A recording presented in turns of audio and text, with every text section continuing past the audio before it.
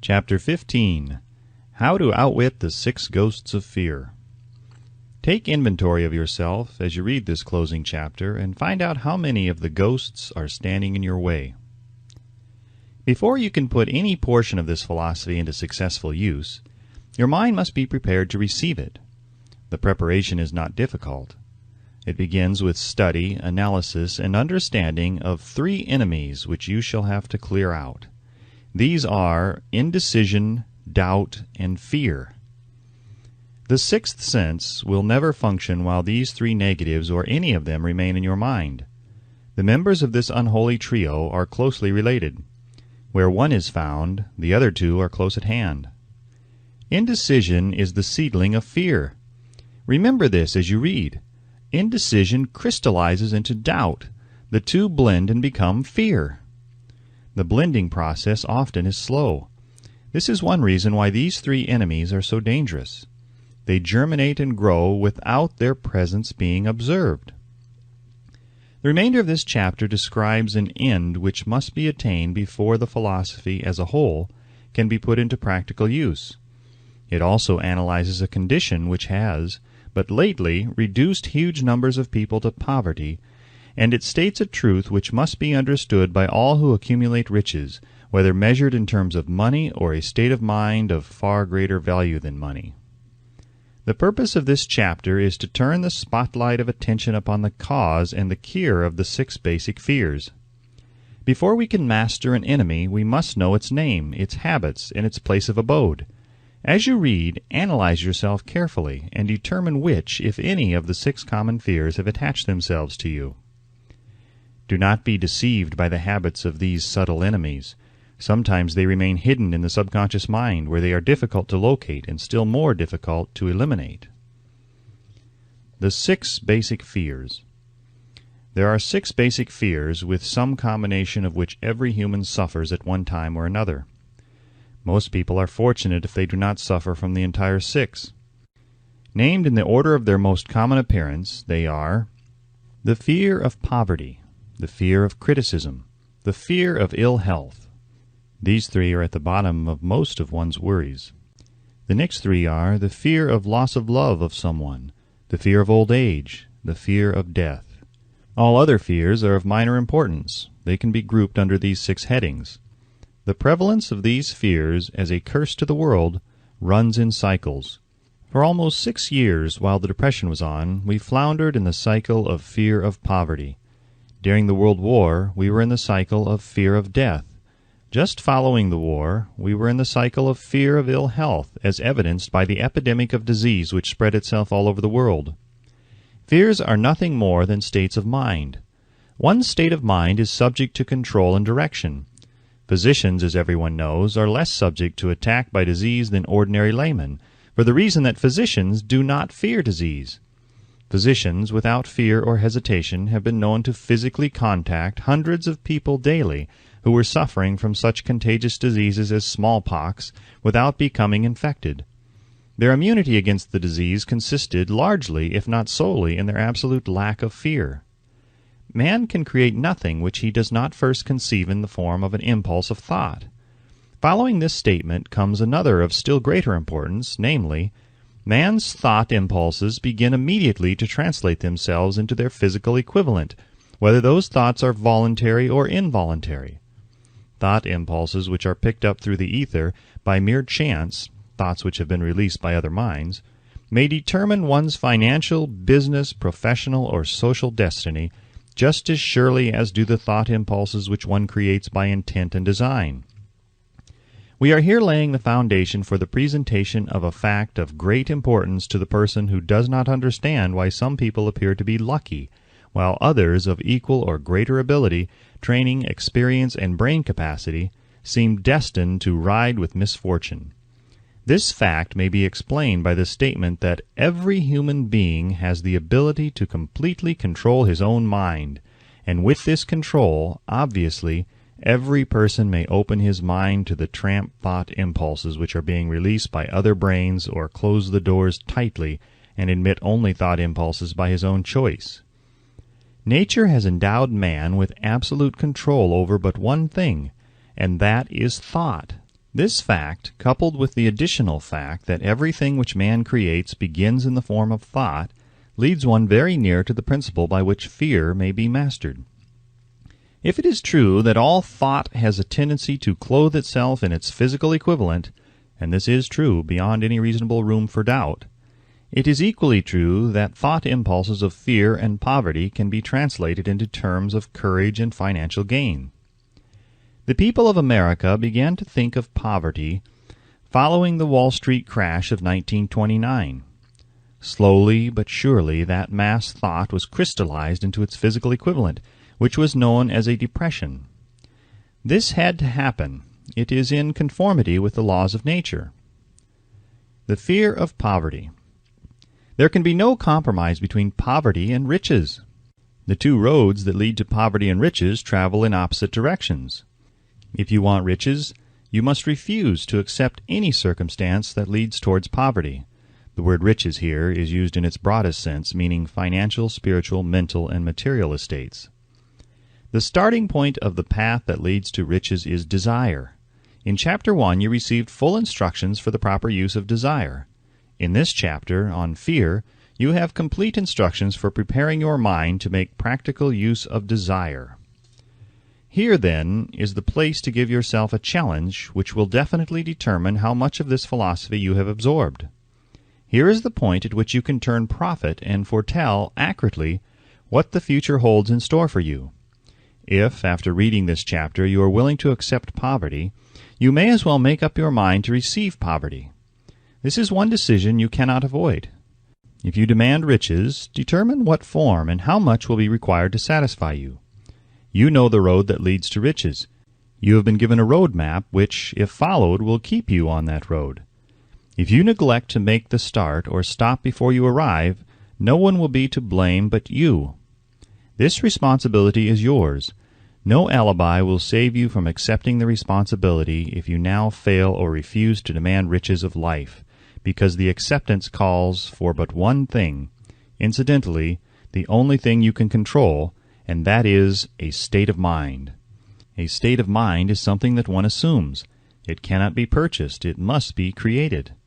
Fear of poverty is a state of mind, nothing else. But it is sufficient to destroy one's chances of achievement in any undertaking, a truth which became painfully evident during the Depression.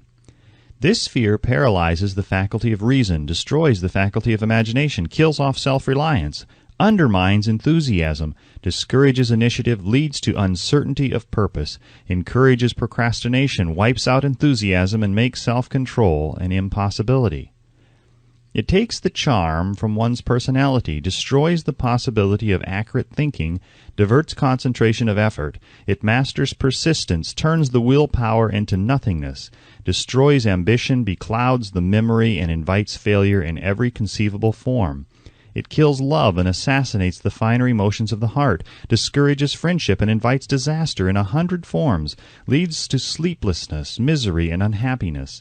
And all of this despite the obvious truth that we live in a world of overabundance of everything the heart could desire, with nothing standing between us and our desires excepting lack of a definite purpose. The fear of poverty is, without doubt, the most destructive of the 6 basic fears. It has been placed at the head of the list because it is the most difficult to master. Considerable courage is required to state the truth about the origin of this fear, and still greater courage to accept the truth after it has been stated. The fear of poverty grew out of man's inherited tendency to prey upon his fellow man economically. Nearly all animals lower than man are motivated by instinct, but their capacity to think is limited. Therefore, they prey upon one another physically. Man, with his superior sense of intuition, with the capacity to think and to reason, does not eat his fellow man bodily. He gets more satisfaction out of eating him financially. Man is so avaricious that every conceivable law has been passed to safeguard him from his fellow man. Of all the ages of the world of which we know anything, the age in which we live seems to be one that is outstanding because of man's money madness.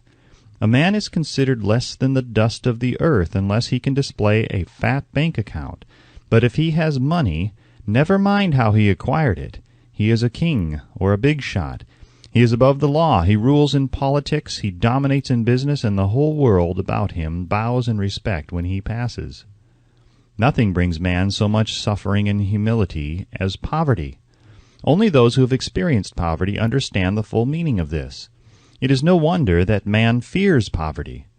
Through a long line of inherited experiences, man has learned, for sure, that some men cannot be trusted where matters of money and earthly possessions are concerned.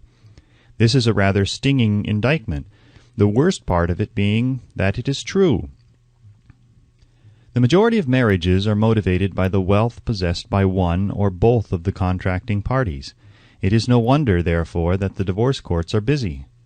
So eager is man to possess wealth that he will acquire it in whatever manner he can, through legal methods if possible, through other methods if necessary or expedient. Self-analysis may disclose weaknesses which one does not like to acknowledge. This form of examination is essential to all who demand of life more than mediocrity and poverty. Remember as you check yourself point by point that you are both the court and the jury, the prosecuting attorney and the attorney for the defense, and that you are the plaintiff and the defendant, also that you are on trial. Face the facts squarely. Ask yourself definite questions and demand direct replies. When the examination is over, you will know more about yourself. If you do not feel that you can be an impartial judge in this self-examination, call upon someone who knows you well to serve as judge while you cross-examine yourself. You are after the truth. Get it, no matter at what cost, even though it may temporarily embarrass you. The majority of people, if asked what they fear most, would reply, "I fear nothing." The reply would be inaccurate, because few people realize that they are bound, handicapped, whipped spiritually and physically through some form of fear. So subtle and deeply seated is the emotion of fear that one may go through life burdened with it, never recognizing its presence. Only a courageous analysis will disclose the presence of this universal enemy. When you begin such an analysis, search deeply into your character. Here is a list of the symptoms for which you should look. Symptoms of the fear of poverty. Indifference, commonly expressed through lack of ambition, willingness to tolerate poverty. Acceptance of whatever compensation life may offer without protest. Mental and physical laziness, lack of initiative, imagination, enthusiasm, and self-control. Indecision, the habit of permitting others to do one's thinking, staying on the fence. Doubt, generally expressed through alibis and excuses designed to cover up, explain away, or apologize for one's failures, sometimes expressed in the form of envy of those who are successful or by criticizing them. Worry, usually expressed by finding fault with others, a tendency to spend beyond one's income, neglect of personal appearance, scowling and frowning, intemperance in the use of alcoholic drink, sometimes through the use of narcotics, nervousness, lack of poise, self-consciousness, and lack of self-reliance. Overcaution, the habit of looking for the negative side of every circumstance, thinking and talking of possible failure instead of concentrating upon the means of succeeding, knowing all the roads to disaster but never searching for the plans to avoid failure, waiting for the right time to begin putting ideas and plans into action, until the waiting becomes a permanent habit, remembering those who have failed and forgetting those who have succeeded, seeing the hole in the donut but overlooking the donut, pessimism leading to indigestion, poor elimination, auto-intoxication, bad breath, and bad disposition. Procrastination, the habit of putting off until tomorrow that which should have been done last year, spending enough time in creating alibis and excuses to have done the job. This symptom is closely related to overcaution, doubt, and worry, refusal to accept responsibility when it can be avoided, willingness to compromise rather than put up a stiff fight, compromising with difficulties instead of harnessing and using them as stepping stones to advancement, bargaining with life for a penny instead of demanding prosperity, opulence, riches, contentment, and happiness, planning what to do if and when overtaken by failure instead of burning all bridges and making retreat impossible, weakness of and often total lack of self-confidence, definiteness of purpose, self-control, initiative, enthusiasm, ambition, thrift, and sound reasoning ability, expecting poverty instead of demanding riches, association with those who accept poverty instead of seeking the company of those who demand and receive riches. Money talks. Some will ask, Why did you write a book about money? Why measure riches in dollars alone? Some will believe, and rightly so, that there are other forms of riches more desirable than money. Yes, there are riches which cannot be measured in terms of dollars, but there are millions of people who will say, "Give me all the money I need and I will find everything else I want." The major reason why I wrote this book on how to get money is the fact that the world has but lately passed through an experience that left millions of men and women paralyzed with the fear of poverty. What this sort of fear does to one was well described by Westbrook Pegler in the New York World Telegram as follows. Money is only clamshells or metal discs or scraps of paper, and there are treasures of the heart and soul which money cannot buy. But most people, being broke, are unable to keep this in mind and sustain their spirits. When a man is down and out and on the street, unable to get any job at all, something happens to his spirit which can be observed in the droop of his shoulders, the set of his hat, his walk, and his gaze. He cannot escape a feeling of inferiority among people with regular employment, even though he knows they are definitely not his equals in character, intelligence, or ability. These people, even his friends, feel, on the other hand, a sense of superiority and regard him, perhaps unconsciously, as a casualty. He may borrow for a time, but not enough to carry on in his accustomed way, and he cannot continue to borrow very long. But borrowing in itself, when a man is borrowing merely to live, is a depressing experience, and the money lacks the power of earned money to revive his spirits. Of course, none of this applies to bums or habitual ne'er-do-wells, but only to men of normal ambitions and self-respect. Women conceal despair. Women in the same predicament must be different. We somehow do not think of women at all in considering the down-and-outers. They are scarce in the bread lines, they rarely are seen begging on the streets, and they are not recognizable in crowds by the same plain signs which identify busted men. Of course, I do not mean the shuffling hags of the city streets or the opposite number of the confirmed male bums. I mean reasonably young, decent, and intelligent women. There must be many of them, but their despair is not apparent. When a man is down and out, he has time on his hands for brooding. He may travel miles to see a man about a job and discover that the job is filled, or that it is one of those jobs with no base pay but only a commission on the sale of some useless knick-knack which nobody would buy except out of pity. Turning that down, he finds himself back on the street with nowhere to go but just anywhere. So he walks and walks. He gazes into store windows at luxuries which are not for him, and feels inferior and gives way to people who stop to look with an active interest. He wanders into the railroad station or puts himself down in the library to ease his legs and soak up a little heat, but that isn't looking for a job, so he gets going again. He may not know it, but his aimlessness would give him away, even if the very lines of his figure did not. He may be well dressed in the clothes left over from the days when he had a steady job, but the clothes cannot disguise the droop. Money makes difference. He sees thousands of other people, bookkeepers or clerks or chemists or wagon hands, busy at their work, and envies them from the bottom of his soul. They have their independence, their self-respect and manhood, and he simply cannot convince himself that he is a good man too, though he argue it out and arrive at a favorable verdict hour after hour. It is just money which makes this difference in him. With a little money he would be himself again. Some employers take the most shocking advantage of people who are down and out. The agencies hang out little colored cards offering miserable wages to busted men. $12 a week, $15 a week, an $18 a week job is a plum, and anyone with a $25 a week to offer does not hang the job in front of an agency on a colored card. I have a want ad clipped from the local newspaper demanding a clerk, a good clean penman, to take telephone orders for a sandwich shop from 11 a.m. to 2 p.m. for $8 a month. Not $8 a week, but $8 a month. The ad says also, state religion. Can you imagine the brutal effrontery of anyone who demands a good clean penman for 11 cents an hour, inquiring into the victim's religion? But that is what busted people are offered. The fear of criticism. Just how man originally came by this fear no one can state definitely, but one thing is certain. He has it in a highly developed form. Some believe that this fear made its appearance about the time that politics became a profession. Others believe it can be traced to the age when women first began to concern themselves with styles in wearing apparel.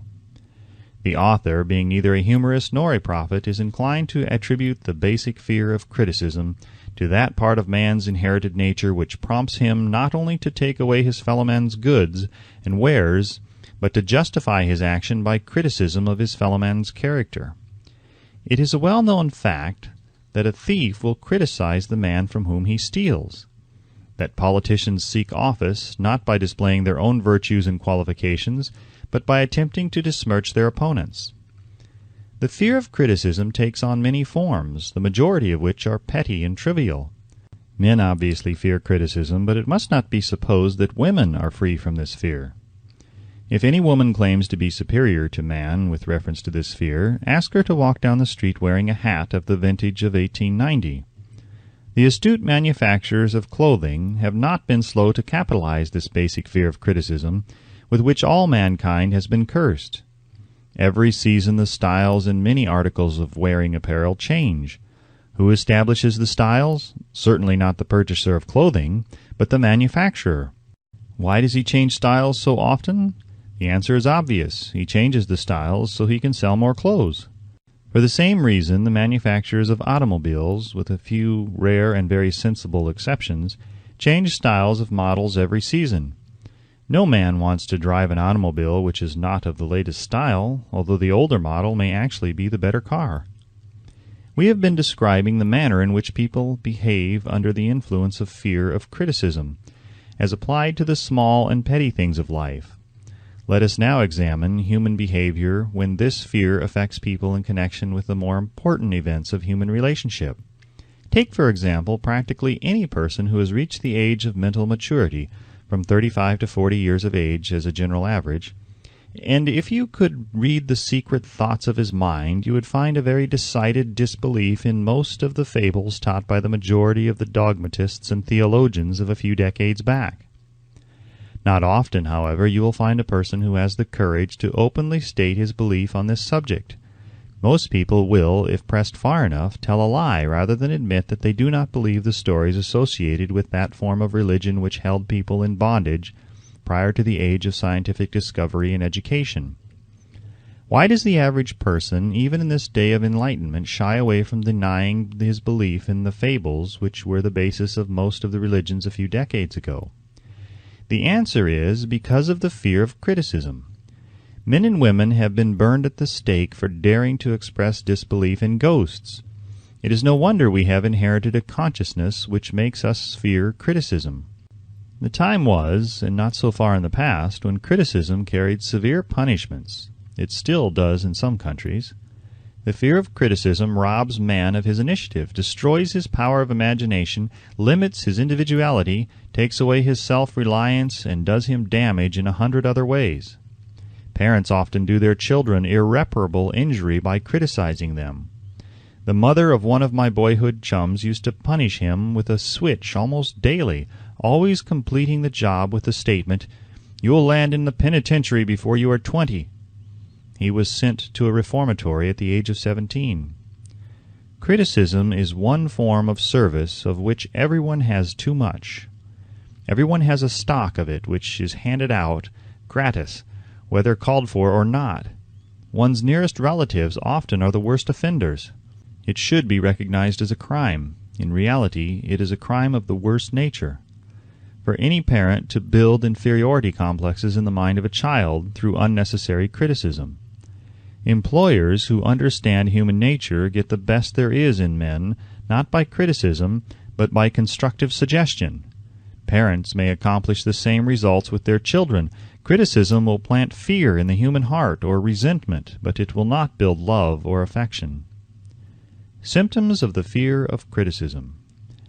This fear is almost as universal as the fear of poverty, and its effects are just as fatal to personal achievement, mainly because this fear destroys initiative and discourages the use of imagination.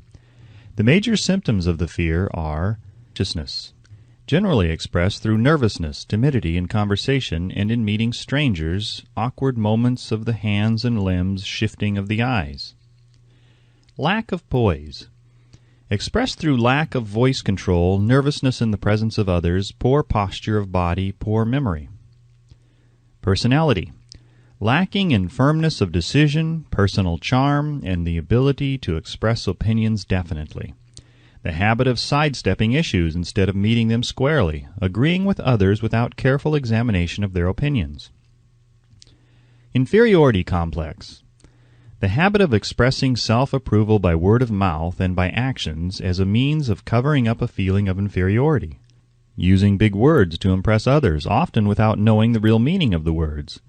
Imitating others in dress, speech, and manners. Boasting of imaginary achievements. This sometimes gives a surface appearance of a feeling of superiority. Extravagance. The habit of trying to keep up with the Joneses, spending beyond one's income. Lack of initiative. Failure to embrace opportunities for self-advancement. Fear to express opinions. Lack of confidence in one's own ideas.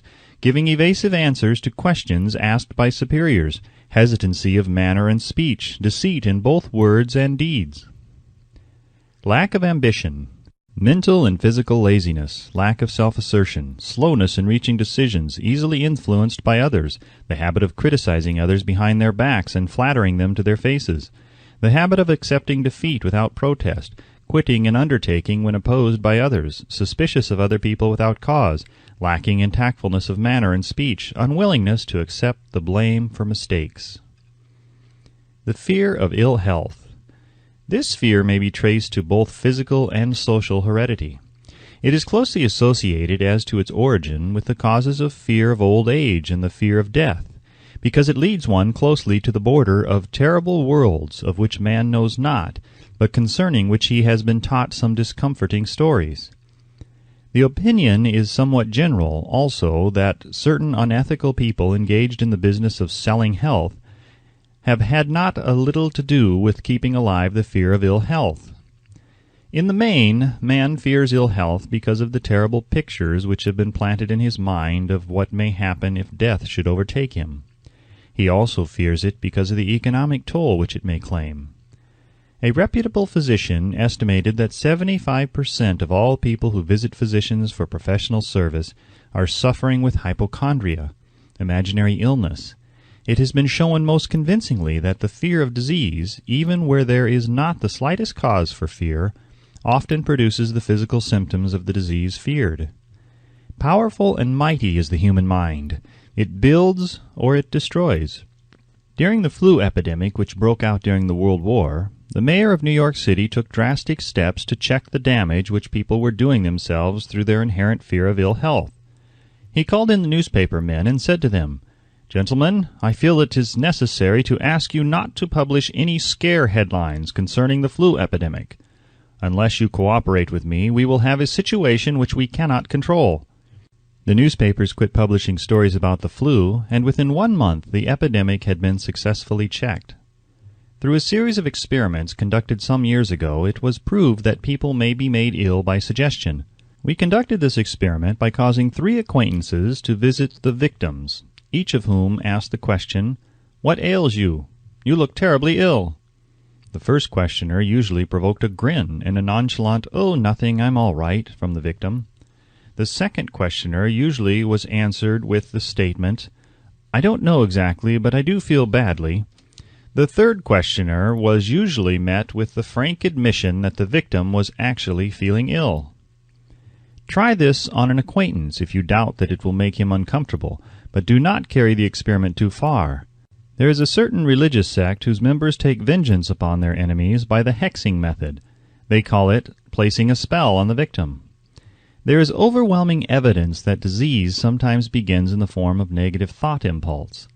Such an impulse may be passed from one mind to the other by suggestion, or created by an individual in his own mind.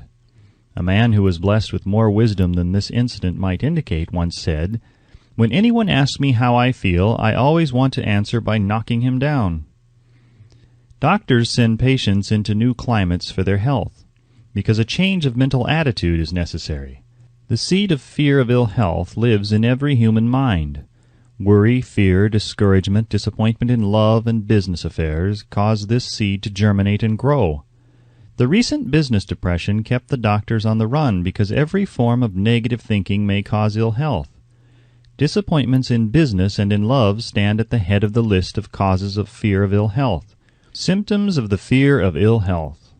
The symptoms of this almost universal fear are autosuggestion, the habit of negative use of self-suggestion by looking for and expecting to find the symptoms of all kinds of disease.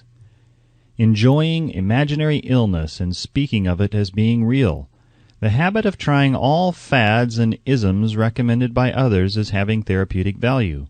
Talking to others of operations, accidents, and other forms of illness. Experimenting with diets, physical exercises, reducing systems without professional guidance. Trying home remedies, patent medicines, and quack remedies. Hypochondria. The habit of talking of illness, concentrating the mind upon disease, and expecting its appearance until a nervous break occurs.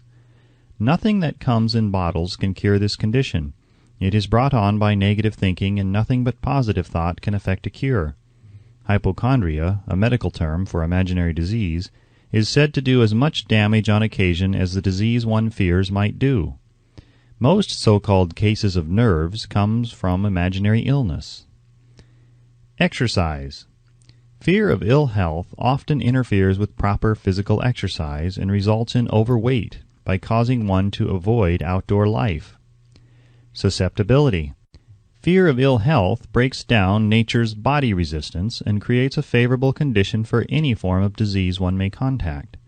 The fear of ill health often is related to the fear of poverty, especially in the case of hypochondriac who constantly worries about the possibility of having to pay doctor bills, hospital bills, etc. This type of person spends much time preparing for sickness, talking about death, saving money for cemetery lots and burial expenses, etc. Self-coddling. The habit of making a bid for sympathy, using imaginary illness as the lure. People often resort to this trick to avoid work. The habit of feigning illness to cover plain laziness or to serve as an alibi for lack of ambition. Intemperance. The habit of using alcohol or narcotics to destroy pains such as headaches, neuralgia, etc., instead of eliminating the cause. The habit of reading about illness and worrying over the possibility of being stricken by it. The habit of reading patent medicine advertisements. The fear of loss of love. The original source of this inherent fear needs but little description because it obviously grew out of man's polygamous habit of stealing his fellow man's mate and his habit of taking liberties with her wherever he could. Jealousy and other similar forms of dementia praecox grow out of man's inherited fear of the loss of love of someone. This fear is the most painful of all the 6 basic fears. It probably plays more havoc with the body and mind than any of the other basic fears, as it often leads to permanent insanity. The fear of the loss of love probably dates back to the Stone Age, when men stole women by brutal force. They continue to steal females, but their technique has changed. Instead of force, they now use persuasion, the promise of pretty clothes, motor cars, and other bait much more effective than physical force.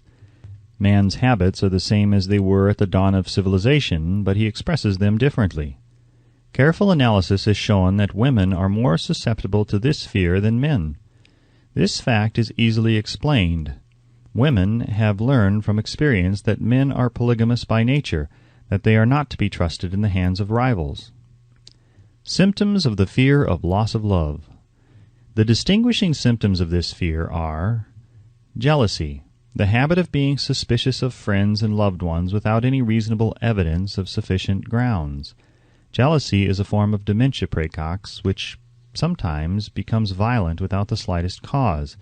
The habit of accusing wife or husband of infidelity without grounds, general suspicion of everyone, absolute faith in no one. Fault-finding, the habit of finding fault with friends, relatives, business associates, and loved ones upon the slightest provocation or without any cause whatsoever. Gambling, the habit of gambling, stealing, cheating, and otherwise taking hazardous chances to provide money for loved ones with the belief that love can be bought. The habit of spending beyond one's means or incurring debts to provide gifts for loved ones with the object of making a favorable showing. insomnia, nervousness, lack of persistence, weakness of will, lack of self-control, lack of self-reliance, bad temper. The fear of old age. In the main, this fear grows out of two sources. First, the thought that old age may bring with it poverty. Secondly, and by far the most common source of origin, from false and cruel teachings of the past which have been too well mixed with fire and brimstone and other bogies cunningly designed to enslave men through fear. In the basic fear of old age, man has two very sound reasons for his apprehension, one growing out of his distrust of his fellow man, who may seize whatever worldly goods he may possess, and the other arising from the terrible pictures of the world beyond, which were planted in his mind through social heredity before he came into full possession of his mind. The possibility of ill health, which is more common as people grow older, is also a contributing cause of this common fear of old age. Eroticism also enters into the cause of the fear of old age, as no man cherishes the thought of diminishing sex attraction. The most common cause of fear of old age is associated with the possibility of poverty. Poorhouse is not a pretty word. It throws a chill into the mind of every person who faces the possibility of having to spend his declining years on a poor farm. Another contributing cause of the fear of old age is the possibility of loss of freedom and independence, as old age may bring with it the loss of both physical and economic freedom. Symptoms of the fear of old age. The most common symptoms of this fear are the tendency to slow down and develop an inferiority complex at the age of mental maturity, around the age of 40, falsely believing one's self to be slipping because of age. The truth is that man's most useful years, mentally and spiritually, are those between 40 and 60. The habit of speaking apologetically of oneself as being old merely because one has reached the age of 40 or 50, instead of reversing the rule and expressing gratitude for having reached the age of wisdom and understanding. The habit of killing off initiative, imagination, and self-reliance by falsely believing one's self too old to exercise these qualities. The habit of the man or woman of 40 dressing with the aim of trying to appear in much younger and affecting mannerisms of youth, thereby inspiring ridicule by both friends and strangers. The fear of death. To some this is the cruelest of all the basic fears. The reason is obvious.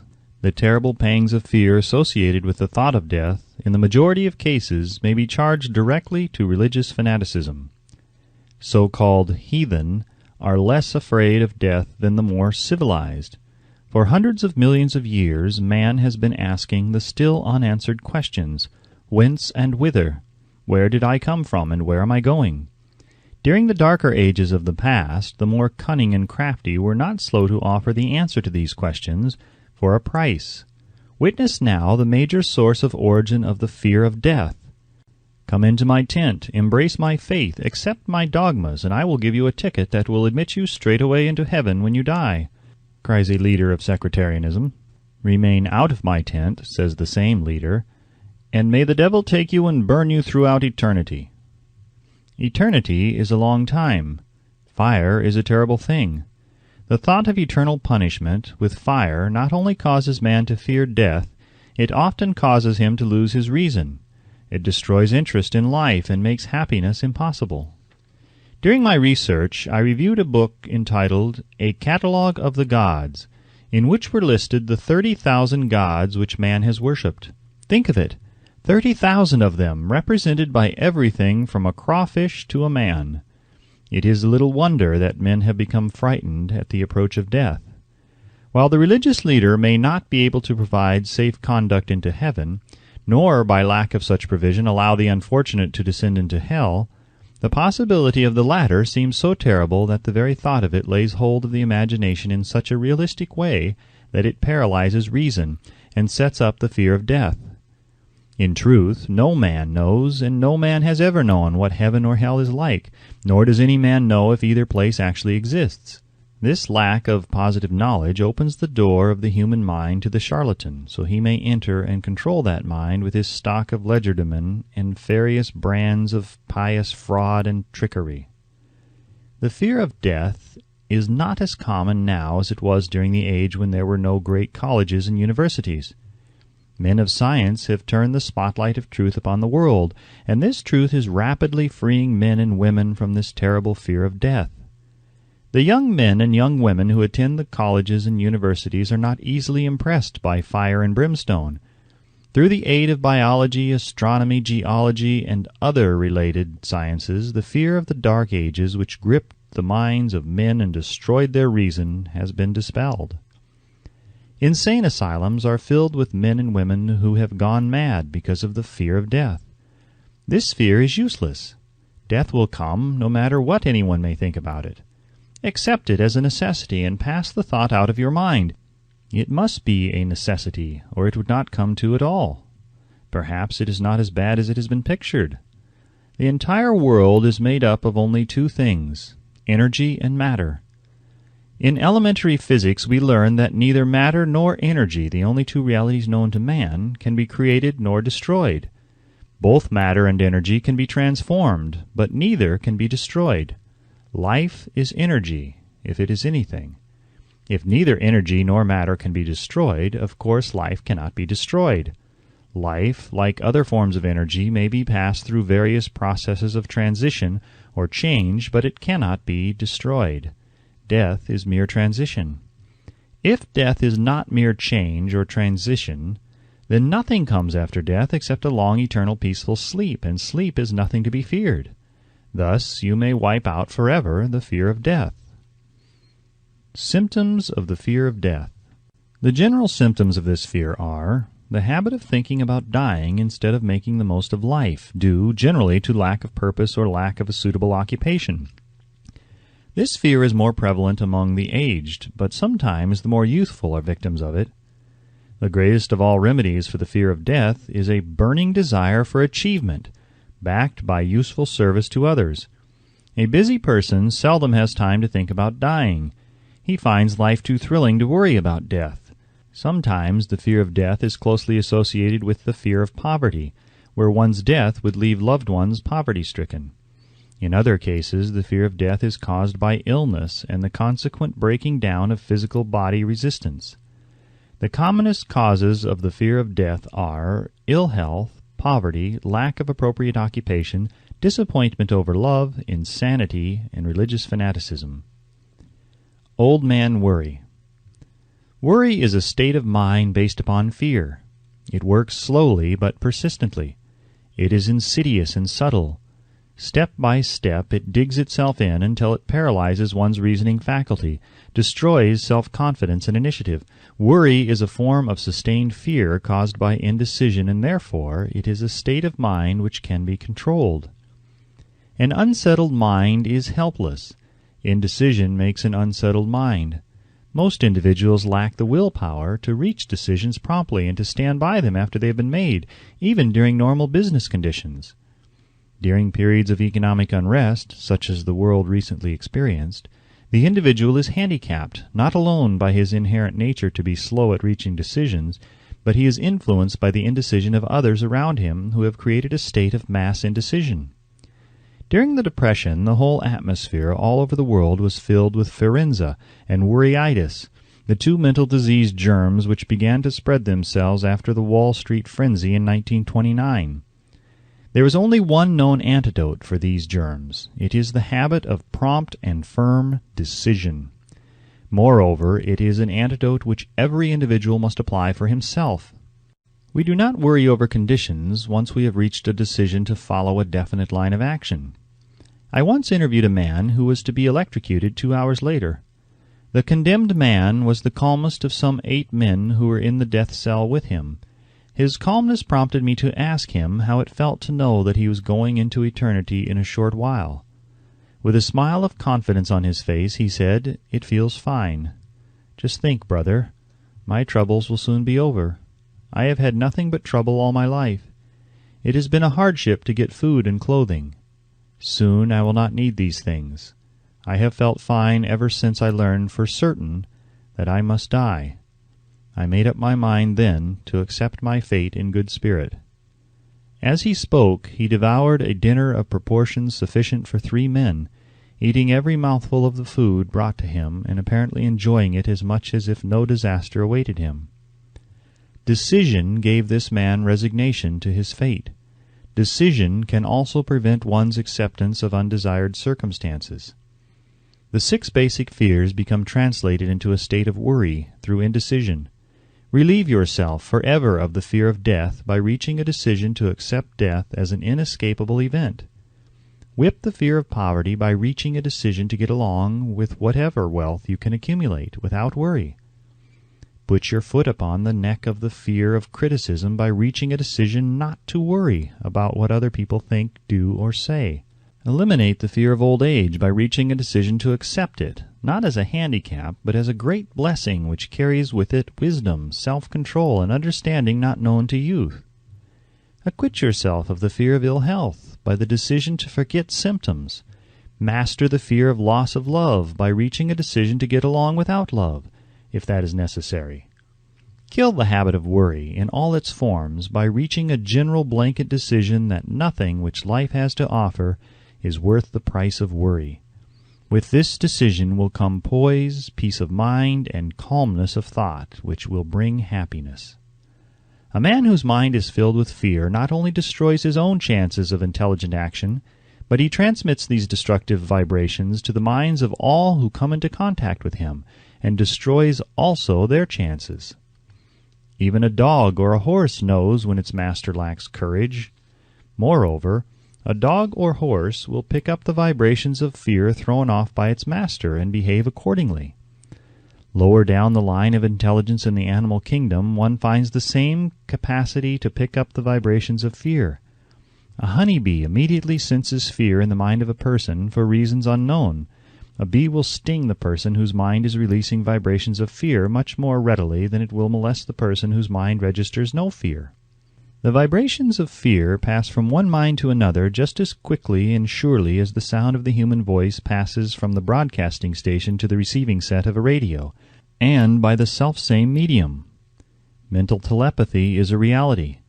Thoughts pass from one mind to another voluntarily, whether or not this fact is recognized by either the person releasing the thoughts or the persons who pick up these thoughts.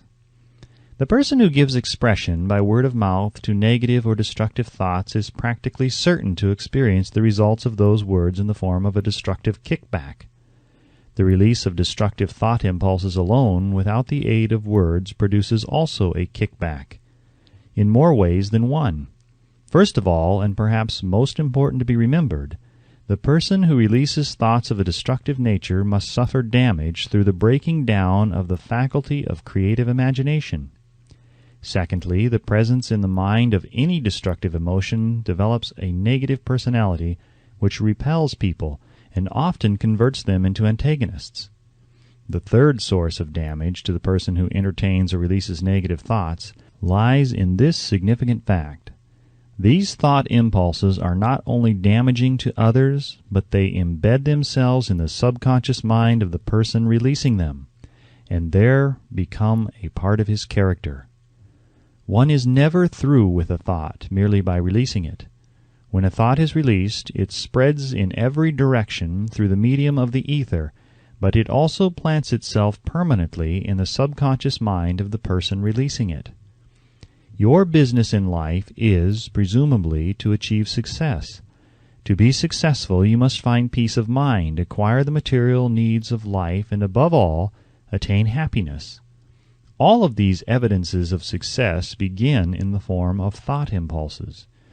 You may control your own mind. You have the power to feed it whatever thought impulses you choose. With this privilege also goes the responsibility of using it constructively. You are the master of your own earthly destiny just as surely as you have the power to control your own thoughts. You may influence, direct, and eventually control your own environment, making your life what you want it to be. Or you may neglect to exercise the privilege which is yours, to make your life to order, thus casting yourself upon the broad sea of circumstance, where you will be tossed hither and yon like a chip on the waves of the ocean. The Devil's Workshop, the seventh basic evil. In addition to the 6 basic fears, there is another evil by which people suffer. It constitutes a rich soil in which the seeds of failure grow abundantly. It is so subtle that its presence often is not detected. This affliction cannot properly be classed as a fear. It is more deeply seated and more often fatal than all of the 6 fears. For want of a better name, let us call this evil susceptibility to negative influences. Men who accumulate great riches always protect themselves against this evil. The poverty-stricken never do. Those who succeed in any calling must prepare their minds to resist the evil. If you are reading this philosophy for the purpose of accumulating riches, you should examine yourself very carefully to determine whether you are susceptible to negative influences.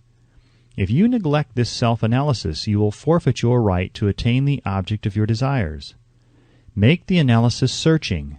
After you read the questions prepared for this self-analysis, hold yourself to a strict accounting in your answers. Go at the task as carefully as you would search for any other enemy you knew to be awaiting you in ambush, and deal with your own faults as you would with a more tangible enemy. You can easily protect yourself against highway robbers because the law provides organized cooperation for your benefit. But the 7th basic evil is more difficult to master because it strikes when you are not aware of its presence, when you are asleep and while you are awake. Moreover, its weapon is intangible because it consists of merely a state of mind. This evil is also dangerous because it strikes in as many different forms as there are human experiences. Sometimes it enters the mind through the well-meant words of one's own relatives. At other times it bores from within through one's own mental attitude. Always it is as deadly as poison, even though it may not kill as quickly. How to protect yourself against negative influences. To protect yourself against negative influences, whether of your own making or the result of the activities of negative people around you, recognize that you have a willpower and put it to constant use until it builds a wall of immunity against negative influences in your own mind. Recognize the fact that you and every other human being are by nature lazy, indifferent, and susceptible to all suggestions which harmonize with your weaknesses. Recognize that you are, by nature, susceptible to all the 6 basic fears, and set up habits for the purpose of counteracting all these fears. Recognize that negative influences often work on you through your subconscious mind. Therefore, they are difficult to detect, and keep your mind closed against all people who depress or discourage you in any way. Clean out your medicine chest. Throw away all pill bottles that have not been prescribed by doctors, and stop pandering to colds, aches, pains, and imaginary illness. Deliberately seek the company of people who influence you to think and act for yourself. Do not expect troubles, as they have a tendency not to disappoint. Without doubt, the most common weakness of all human beings is the habit of leaving their minds open to the negative influence of other people. This weakness is all the more damaging because most people do not recognize that they are cursed by it, and many who acknowledge it neglect or refuse to correct the evil until it becomes an uncontrollable part of their daily habits. To aid those who wish to see themselves as they really are, the following list of questions has been prepared. Read the questions and state your answers aloud, so you can hear your own voice. This will make it easier for you to be truthful with yourself. Self-analysis test questions. Do you complain often of feeling bad, and if so, what is the cause? Do you find fault with other people at the slightest provocation? Do you frequently make mistakes in your work, and if so, why? Are you sarcastic and offensive in your conversation? Do you deliberately avoid the association of anyone, and if so, why? Do you suffer frequently with indigestion? If so, what is the cause? Does life seem futile, and the future hopeless to you? If so, why? Do you like your occupation? If not, why? Do you often feel self-pity, and if so, why? Are you envious of those who excel you? To which do you devote most time, thinking of success or of failure? Are you gaining or losing self-confidence as you grow older? Do you learn something of value from all mistakes? Are you permitting some relative or acquaintance to worry you? If so, why? Are you sometimes in the clouds and at other times in the depths of despondency? Who has the most inspiring influence upon you? What is the cause? Do you tolerate negative or discouraging influences which you can avoid? Are you careless of your personal appearance? If so, when and why? Have you learned how to drown your troubles by being too busy to be annoyed by them? Would you call yourself a spineless weakling if you permitted others to do your thinking for you? Do you neglect internal bathing until auto-intoxication makes you ill-tempered and irritable? How many preventable disturbances annoy you, and why do you tolerate them? Do you resort to liquor, narcotics, or cigarettes to quiet your nerves? If so, why do you not try willpower instead? Does anyone nag you, and if so, for what reason? Do you have a definite major purpose, and if so, what is it, and what plan have you for achieving it? Do you suffer from any of the 6 basic fears? If so, which ones? Have you a method by which you can shield yourself against the negative influences of others? Do you make deliberate use of autosuggestion to make your mind positive? Which do you value most, your material possessions or your privilege of controlling your own thoughts? Are you easily influenced by others against your own judgment? Has today added anything of value to your stock of knowledge or state of mind? Do you face squarely the circumstances which make you unhappy or sidestep the responsibility? Do you analyze all mistakes and failures and try to profit by them, or do you take the attitude that this is not your duty? Can you name 3 of your most damaging weaknesses? What are you doing to correct them? Do you encourage other people to bring their worries to you for sympathy? Do you choose from your daily experiences lessons or influences which aid in your personal advancement? Does your presence have a negative influence on other people as a rule? What habits of other people annoy you most? Do you form your own opinions or permit yourself to be influenced by other people? Have you learned how to create a mental state of mind with which you can shield yourself against all discouraging influences? Does your occupation inspire you with faith and hope? Are you conscious of possessing spiritual forces of sufficient power to enable you to keep your mind free from all forms of fear? Does your religion help you to keep your own mind positive? Do you feel it is your duty to share other people's worries? If so, why? If you believe that birds of a feather flock together, what have you learned about yourself by studying the friends whom you attract? What connection, if any, do you see between the people with whom you associate most closely and any unhappiness you may experience? Could it be possible that some person whom you consider to be a friend is, in reality, your worst enemy because of his negative influence on your mind? By what rules do you judge who is helpful and who is damaging to you? Are your intimate associates mentally superior or inferior to you? How much time out of every 24 hours do you devote to A. your occupation, B. sleep, C. play and relaxation, D. acquiring useful knowledge, E. plain waste? Who among your acquaintances A. encourages you the most, B. cautions you most, C. discourages you most, D. helps you most in other ways? What is your greatest worry? Why do you tolerate it? When others offer you free, unsolicited advice, do you accept it without question or analyze their motive? What, above all else, do you most desire? Do you intend to acquire it? Are you willing to subordinate all other desires for this one? How much time daily do you devote to acquiring it? Do you change your mind often? If so, why? Do you usually finish everything you begin?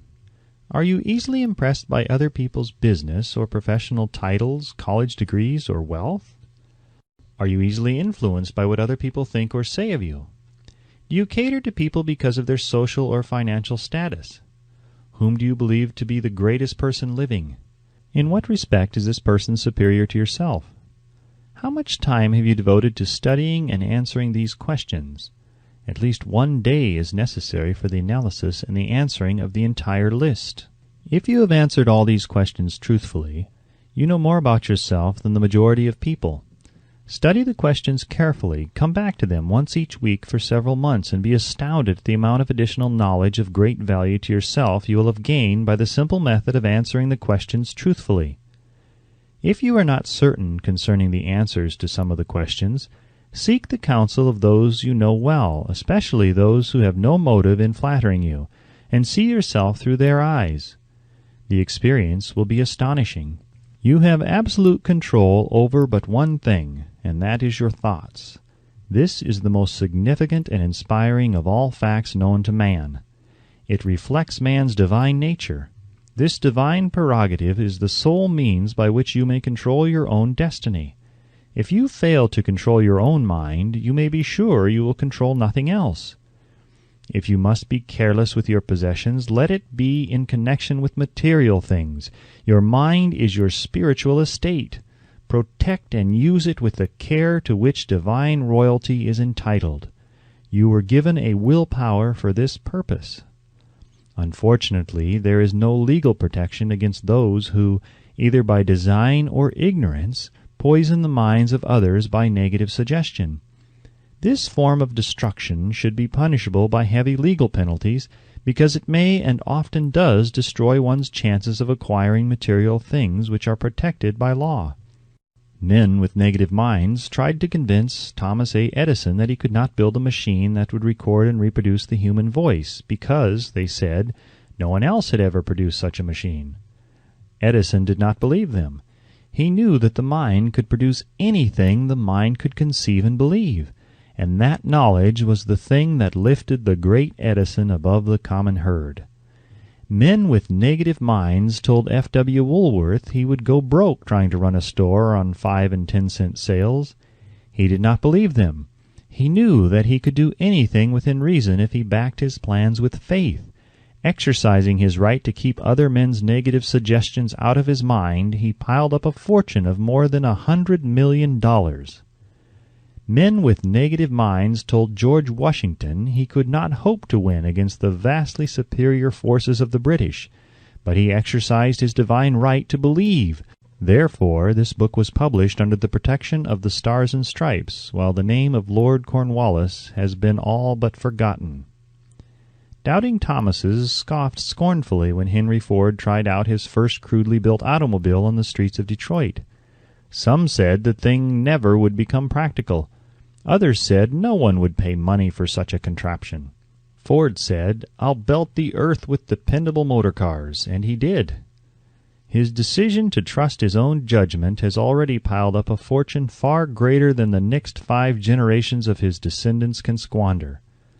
For the benefit of those seeking vast riches, let it be remembered that practically the sole difference between Henry Ford and the majority of more than 100,000 men who work for him is this: Ford has a mind and controls it. The others have minds which they do not try to control. Henry Ford has been repeatedly mentioned because he is an astounding example of what a man with a mind of his own and a will to control it can accomplish. His record knocks the foundation from under that time-worn alibi, "I never had a chance." Ford never had a chance either, but he created an opportunity and backed it with persistence until it made him richer than Croesus. Mind control is a result of self-discipline and habit. You either control your mind or it controls you. There is no hallway compromise. The most practical of all methods for controlling the mind is the habit of keeping it busy with a definite purpose, backed by a definite plan.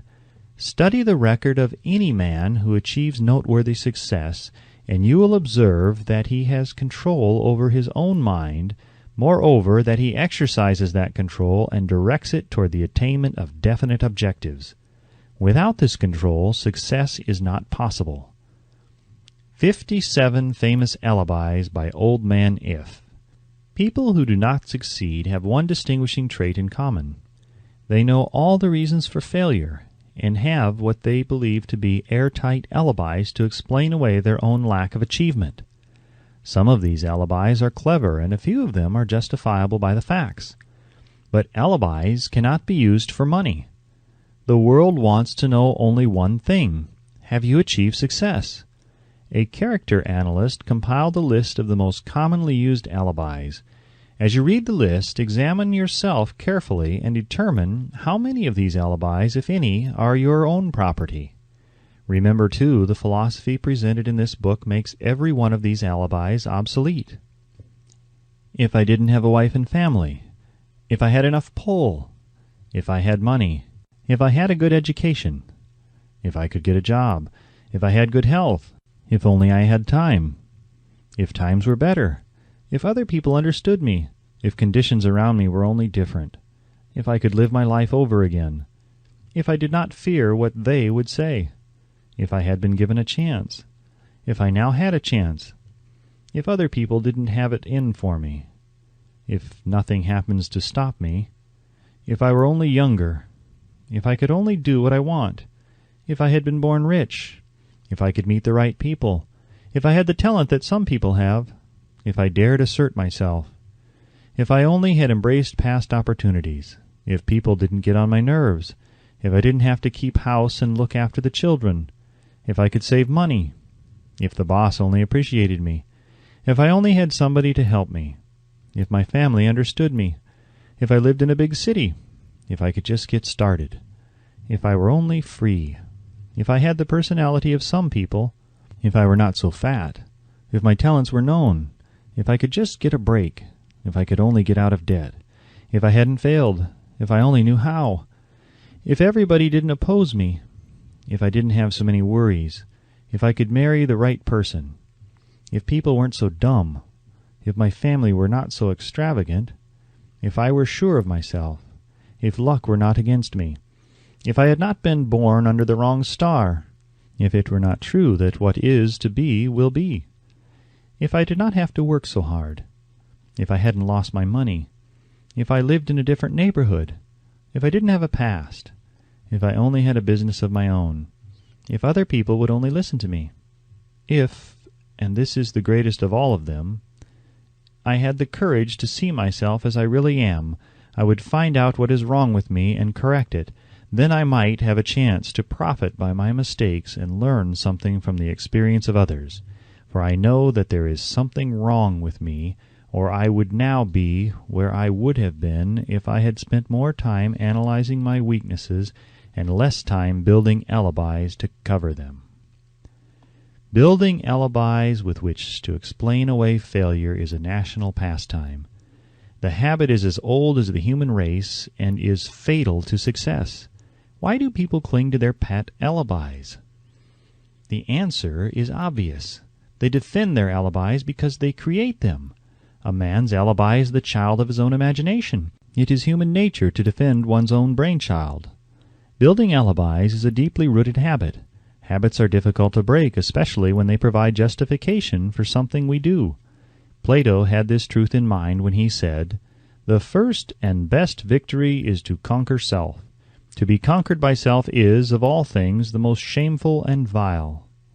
Another philosopher had the same thought in mind when he said, "It was a great surprise to me when I discovered that most of the ugliness I saw in others was but a reflection of my own nature." "It has always been a mystery to me," said Elbert Hubbard, "why people spend so much time deliberately fooling themselves by creating alibis to cover their weaknesses. If used differently, this same time would be sufficient to cure the weakness, and then no alibis would be needed.